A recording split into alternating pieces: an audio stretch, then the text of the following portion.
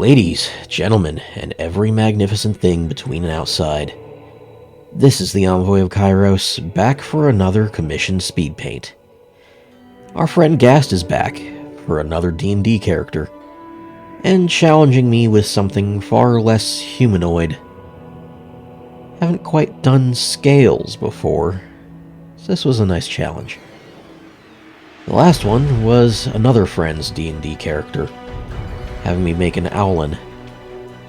This time, we're dealing with Sir Erukk the Wayward, Knight of Solamnia, a crocadilian lizardfolk, zealot barbarian, and crown paladin of Habakkuk, from the Dragonlance setting. Dragonlance is a very different D&D setting, one far less beloved and well-known than the Forgotten Realms, but with plenty of its own interesting lore. A core part of that is the blue phoenix deity Habakkuk, god of the balance of life and death, a deity of unspeakable import, but also very dichotomous in a way that's all too fitting for Sir Erukk. He began as a godless barbarian, slaying his way across the world and often consuming his foes.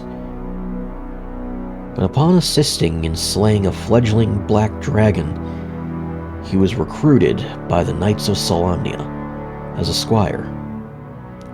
Seeing the higher purpose of a paladin and the ways of the Order, he chose to dedicate himself to the crown and to Habakkuk.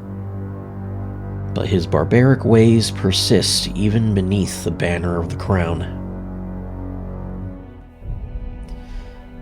In his own eyes, Erukk has become a champion of the people, a glorious warrior for a higher cause that saved him from a godless life and continues to save countless others from horrid fates at the hands of monstrosities and criminals. He wears the sigil of Habakkuk with pride, and bears his meager armor with grace only managed by his intimidating and chiseled physique from a long life of combat. Hey, if you're this far in the video, maybe consider leaving a like, a comment, and subscribing to the channel. And if you really want to help me out, consider following the link below to check out my book. I also do commissions, so feel free to contact me for that over any of my socials. Now, I'll let you get back to the video. He believes himself a pious man, who the Order is lucky and proud to have. Of course, this is only his own deranged point of view. The Order continues to allow him among their ranks because he's powerful and useful. In truth, the majority of them fear him, and the cannibalistic ways he still hasn't abandoned. Since he's mainly a barbarian, he's quick to anger, and his crocadilian aspects make him an intensely horrifying combatant. He's a tower of living muscle and scale, comparable to a dragonborn that traded their breath and innate magic to enhance their already overwhelming musculature. He's been honed into a living warhead, a one-man army sent on their most dangerous missions and farthest from the kingdom, into unpopulated areas as to prevent his blind rage from killing allies or civilians, as he has done before. A single bite or swing of their axe can rend the head from most foes' shoulders. Doing so will only make him stronger, as he bears a blood axe that drains the life from his dying foes to give him temporary HP. As such, I designed the handle of the axe to be living, enchanted wood, with roots that drink deep from the blood of his foes, to deal necrotic damage, then feeds the blood to its wielder as temporary HP. Here, we can see him depicted at one of his proudest and most dangerous moments.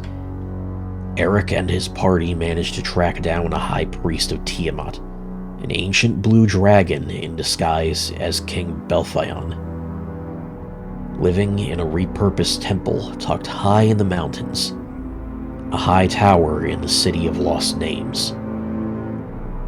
Their battle already laid waste to his bishops, one having been thrown through the stained glass windows before his death could trigger a vicious burst of bone dust and shards. Belphion, wielder of a crown of Tiamat, shifted the entire tower, tilting it to throw off the party's balance.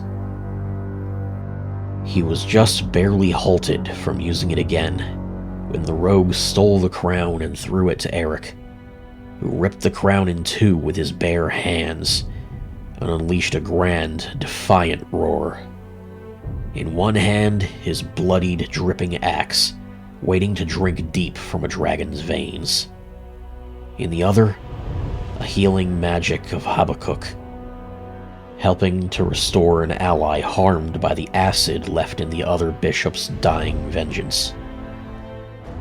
Gold from the dragon's hoard spills and bounces across the floor as the tower tilts, and it falls from the raised floor surrounding the throne.